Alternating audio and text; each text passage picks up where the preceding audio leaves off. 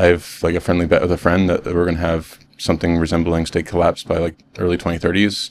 And so, is there a world where like Stripe, if it's this Asian platform, becomes like the new commerce department, and like the residual state kind of withers away really rapidly because it's so slow moving?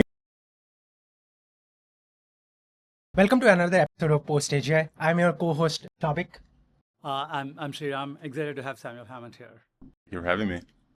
So the first question I want to ask is that why do you think government are the best coordination technology for managing AGI rollout? They are slow moving, they are bureaucratic, and AGI is just moving at a machine speed. All the past technologies or even industrial revolution, let's take, they were not like the speed at which the AGI is moving. And maybe the government at the institutions, our legacy institutions, were perfect for that speed, managing the rollout of those technologies. But it seems like they are not being most state-of-the-art coordination technology for managing AGI. Curious to hear your thoughts on that. Yeah, I don't necessarily think governments are the appropriate level of this, partly because I think governments will be overwhelmed and displaced by AI in the fullness of time, potentially quite quickly, right? So, one of the themes of a lot of my work is that every major technological transition, from agriculture to the printing press, the Industrial Revolution, has presaged and driven equally transformative change in our institutions, like printing press, sort of end of feudalism, the rise of modern nation states, bureaucracies that could collect taxes and enforce contracts, Industrial Revolution, rise of the welfare state, the administrative state, the regulatory state, these new complexities that we're dealing with. And I think the internet era is showing sort of cracks in the foundation where, you have the Arab Spring, you have rising populism in Western democracies. These are, I think, all symptoms of a technological base in the digitalization of society changing the kind of equilibrium political structure in a way that political structure is slow to adapt to. And so you get all these sort of morbid symptoms. And I think the AGI is just going to accelerate this because AGI is fundamentally a organizational shock.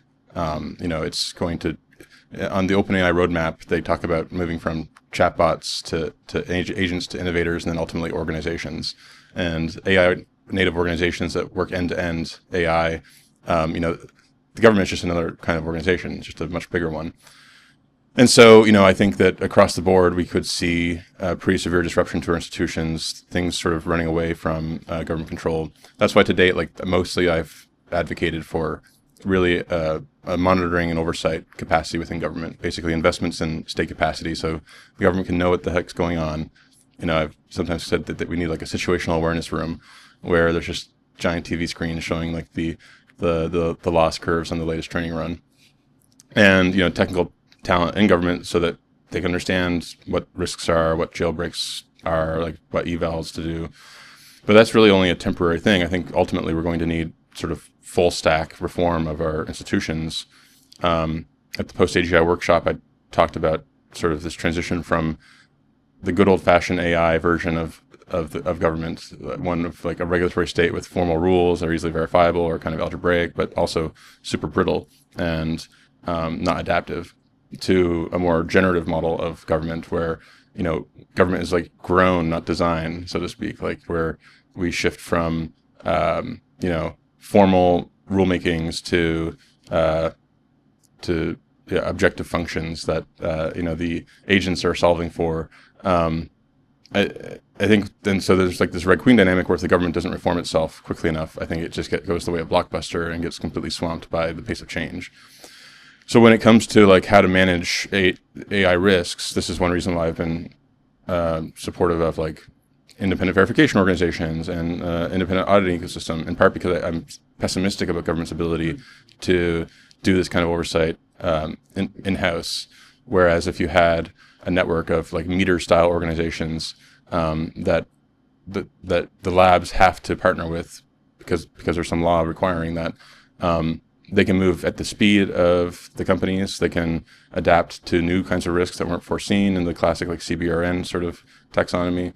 And they can potentially be embedded within companies the same way that financial auditors are for things like pre-deployment testing and internal deployments that would be much more difficult to sort of spell out in advance through some kind of rule or law or explicit regulation. I want to double down on that thing when you said that government institutions should be grown. Like, what does that mean? Like, is it like some kind of programmable government institutions, software-based government where people can like programmably add constitutional amendments? What does that exactly mean in like implementation? Because this is something that we've been like pretty deep into is, my talk right now was like, how do we coordinate using the power of AGI, not just make AGI like a force for centralization, concentration, safety risk, but also AGI, the same power that actually helps transform institutions and coordination technologies. It seems like you're coming from a pretty similar viewpoint when you mentioned both on the that new technology waves need new and naturally create new institutions, and the generative institution. Particularly, there's something there that I'm pretty excited about, the idea that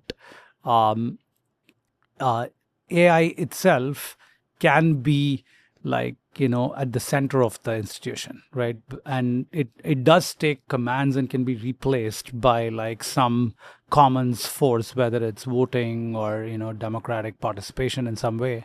But it is like, in the normal, in the coordination problem, there's a principal and an agent, and an AI agent is actually a much more trustworthy agent than most human institutions that we currently have. At least it's an institution that moves much faster and can keep up with the pace. And it can potentially be like provably unbiased in certain ways and more neutral. I think it's going to vary depending on the institution. I worry a lot about our legal institutions. There's a chart going around showing the number of cases in the civil docket in the United States pre and post ChatGPT, where it's just an explosion of civil cases. Oh, is that right? Yeah. Right, because now and also uptick of people representing themselves pro se, which is probably not the best idea. But at some point we're all going to have expert attorneys in our pocket, and there's a long tail of legal suits that don't get brought for basically reasons of transaction costs, and so the courts are historically very technologically conservative, right? They often varies by judge, but they still use human stenographers and things like this. Where at some point the AI native companies are going to be moving at such a pace that they can't use traditional, civil or commercial law. They're going to basically develop a parallel adjudication system that partners with AI arbitration councils that you can process thousands of contracts a minute, and that's going to. So on the one hand, I think that's somewhat inevitable, but like it starts to decouple this new set of institutions from the ones that came before, and I would much rather, for continuity's sake, like these things to be coupled with our existing institutions, so we maintain control. I think a lot of loss of control risk moves through this vector of like building parallel institutions because the old institutions don't keep pace. Drug discovery is another example. Like FDA clinical trials are obviously going to need to be reformed if we have an explosion of drug discovery. At some point, we may have like the compute to just do things in silico, and get like an 80% estimate of like what drugs are going to be safe and efficacious. And if we can do that before even putting it into a human, like the whole system needs to be reformed. And maybe it's one that looks more like community notes. I like community notes as a sort of microcosm of a different way of doing, in that case, like trust and safety content moderation. You sort of leverage through an open source algorithm like the wisdom of crowds. If people disagree traditionally, but they agree that this one thing is false, then it has a high probability of being correct. Like there could be versions of this for drug approval where, by default, if something passes a very, a bar for safety based on machine learning predictions, you have like a network of biometric data at a personal level that people are voluntarily disclosing, maybe through their Fitbit or something like that. And, if they take two different drugs that have a weird interaction that's like 1 in a million, you can correlate that with their genome or the other data. This is an extremely exciting and positive vision that you're projecting. What is the uptake that you're seeing in the governance circles, in the circles of power, so to say? Yeah, slow but steady. Like in the FDA case, the former FDA commissioner, he just got kicked out. Did this whole thing about how the FDA is Bayesian now. Wow. They're bringing like posteriors for It's because traditionally the FDA has been very frequentist. Like we need to have 10,000 people because that's the only way you can get stats.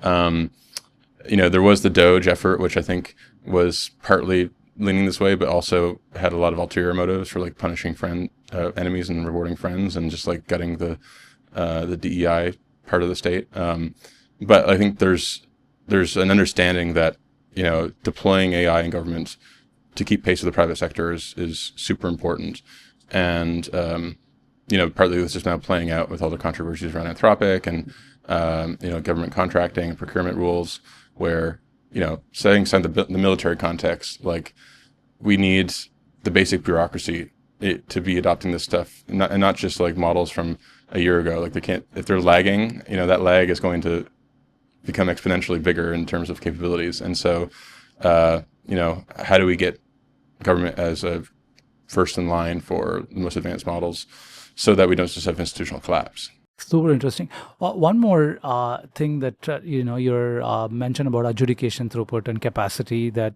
you mentioned triggered is when you look at developmental economics and countries that are developing, you see one of the biggest constraints there is actually state capacity, particularly in legal and adjudication. It seems like AGI can actually be a massive accelerant to such governmental institutions and actually scaling up adjudication capacity and so on. Have you engaged at all with that part of the universe? I've thought about it. We don't do any work internationally really, but I do think there's going to be a world where, near-term world where, instead of getting an agent through an API, we're basically getting sort of firms in the box, right? And you basically modularize a firm into, I want an HR department, or I want, R&D lab, and you're not just renting one GPU, you're renting a big chunk of compute to run that. And so there could be versions of that for basic organizational competency. And there's been micro versions of this where it shows how it dovetails with state capacity. So there's a case study in, I think, New Delhi, where they transitioned from the human train scheduler, you had to buy tickets from the human, and that was super corrupt because people were jumping the line. If you're the guy's cousin, he's going to get you the train ticket and get you for free, to just a digitized scheduling system where there's no capacity to jump that line, and so it just eliminates corruption outright while also being more efficient. I think there's worlds where AI can be a supercharge those kind of dynamics, where we sort of solve for the limited management capacity, right? The U.S. globally has been a massive exporter of management, right? This is the reason why multinational corporations are a good thing in developing countries, partly because they bring in sort of more professionalized management structures and things like this, and that's sort of a modular version of that for the old legacy way of doing things, but there could be an AI native version of this too. So one thing that triggered for me was the Samo Buria in his the Great Founder Theory book mentions that bureaucracies, why do bureaucracies exist? Bureaucracies exist because you don't have enough competent, aligned individuals to do something, like administer licenses or whatever. You can't find enough competent, aligned individuals to actually just go and issue 300 million licenses. So you create a bureaucracy where you don't need to be that competent, you don't need to be that aligned, and still the system works. And the reason I mention this is it seems like an AI agent can be more competent and more aligned than, and measurably, right? And this is sort of what I mean by grown.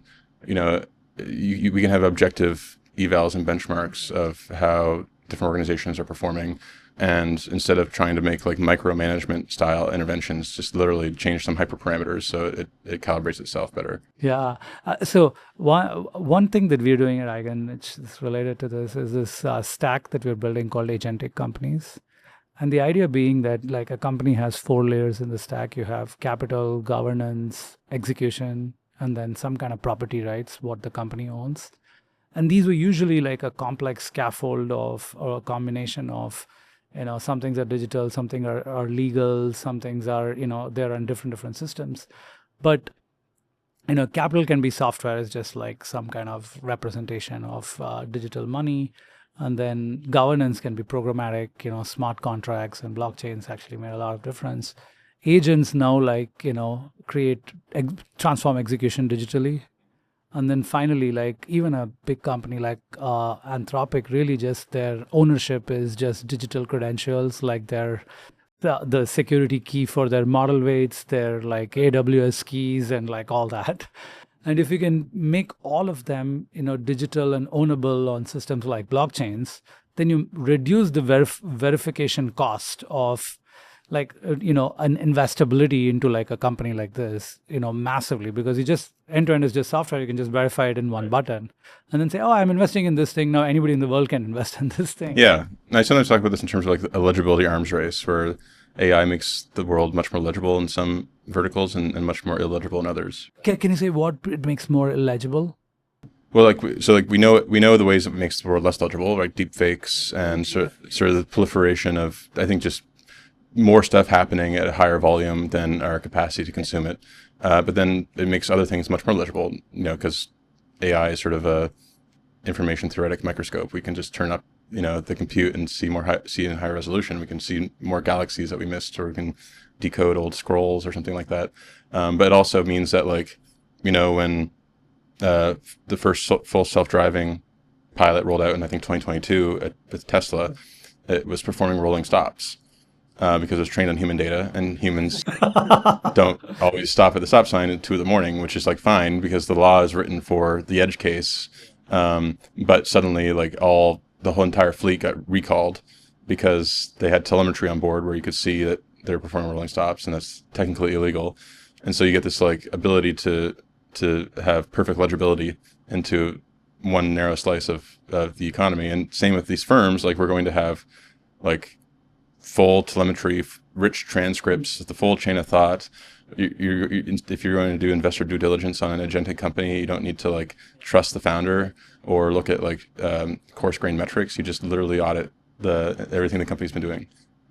You get much more like telemetry into the audit trails and traces of execution and all this thing. That's much easier with this in this agentic world. And same with the governments. So like one idea I'm excited about. I've only talked about this in passing, but like Inspector General GPT, like Congress and the administration's relationship is obviously adversarial because of balanced power, but in theory, but the way we've sort of evolved or degenerated is now Congress basically just in appropriations writes in report requirements and says, we want the Pentagon to tell us how all the money it's spent on tanks or whatever, and the Pentagon just fails an audit every year. And so like we're sort of at a loss for knowing what the heck is even going on. But you can in principle have, once you have like most of the government being run by agents, full audit trails that could be piped in through, a kind of inspector general model that's like looking for malfeasance, looking for, people trying to turn the dials in a preferential way and giving like instantaneous reports back to Congress oversight bodies. There is that office of ombudsman, right? Which is like going to be the most important office, it seems, in that world. Yeah, or the comptroller. Yeah. So you mentioned this like dichotomy between the illegibility and the legible domains which AI make more legible. It seems to us that a lot of the domains where you do get illegibility are actually solved by some kind of systems of authenticity, verifiability, and traces like blockchains, where, for example, you need like a proof of personhood. You need to know like which inputs are actually coming from a person, and like cryptographic keys and verifiable identity seem like an obvious kind of step in that direction. Where do you see are places where technologies like what I'm saying can actually close the gap, and other places where it's harder? Yeah, I think the challenge is same with like all crypto, is like the network effect, right? And how do you get everyone using the same protocol? So you see this with like the various efforts, sometimes some of them, independent third-party efforts for, common watermarking protocols for deepfakes. Obviously, they're easily defeatable. Not everyone's using the same one. It doesn't matter if my photo is watermarked if my grandma still gets fooled by the deepfake. And so, I think it's going to, maybe that's like solving for the long-term equilibrium, but I think the way we get there is going to be very messy because it's going to involve, moving maybe a bunch of agentic commerce ends up taking place on like the Stripe stablecoin network or something like that, and then they have full fraud detection and so on. But there's still going to be this like vast dark and gray market of agentic commerce and all kinds of like weird stuff happening that no one really knows if it's human or AI. So one last question. So what opinion do you have about the post-AGI world that you think that is contrarian to the widely held beliefs? Well, most probably of them, depending on what you mean by like widely held. I mean, I have like a friendly bet with a friend that we're going to have something resembling state collapse by like early 2030s. Can you say a little bit more about this? I don't know exactly what it's going to look like. It could look like a positive version of this is sort of regime change a la Uber and Lyft versus taxi commissions, where that was a technology that just outright displaced a government regulatory commission, right? Because it was a superior model of governance. And so, is there a world where like Stripe, if it's this agent platform, becomes like the new commerce department? And like the residual state kind of withers away really rapidly because it's so slow moving. Maybe just like the government we have in 2035 is just like a rump that's protecting the nukes. And then there's a more, I think, rug pull kind of version of this where like the government just gets so overwhelmed. It's sort of like the Arab Spring that weaker states, mere Facebook was able to topple Tunisia and Cairo. But like if, we have like echoes of this with populism, but we had stronger institutions so that we had a higher watermark. But maybe AI just like pushes us over that watermark and like the institutions basically succumb to the rate of progress and effective governance takes place within new kinds of like privatized organizations. The one counterpoint to that seems to be that some version of and labor displacement is going to like create more pressures to like counter organization, whether that is through the government with UBI or some other like taxation or other regimes. How do you envision that in your state collapse model? Well, I just don't see where the political economy for that exists, right? Like the reason we get welfare states in the early 20th century is because manufacturing economies built a large middle class, and that large middle class was able to exert political power, both at the ballot box or through like general strikes. And so that labor power was part and parcel of like democratic, development. And a world where like AI drives wages to subsistence, there's no optimal labor zone anymore where like the US is a different labor market than Mexico. It's just, we're all basically either, trillionaire, equity holders or, living subsistence. And so, where do you get, who's the UBI entitled to? Is it a citizen's benefit, right? Like a lot of social insurance models in the 20th century were premised on like this common risk pool that we all pay into and we get money out. But obviously like what Sweden and Norway can provide for their citizens is partly, defined by a zone of excludability, like their own little mutual insurance company. They're not giving checks to people in other countries. And so I think like basically the social base for the modern nation state, independent of all these like technical changes, is going to change radically and not, we're going to get something that's more right sized. It may end up being like scattering, city states that are like also economizing all the various new public goods that we're going to need to combat like autonomous drones and bio risks. Maybe there's like basically Manhattan becomes like a bubble and it's its own city state, and you have to get your autonomous vehicle scanned on your way in for contraband, and there's like anti-drone technology. But like, the rest of the in-between parts of the hinterland are kind of no-go zones because there's no effective way to control non-state actors and things like this. Okay, this is the most contrarian view that we could take. Thank you so much for painting this picture. Really appreciated this chat with you, Samuel. Yeah, happy. Thanks. Thank you.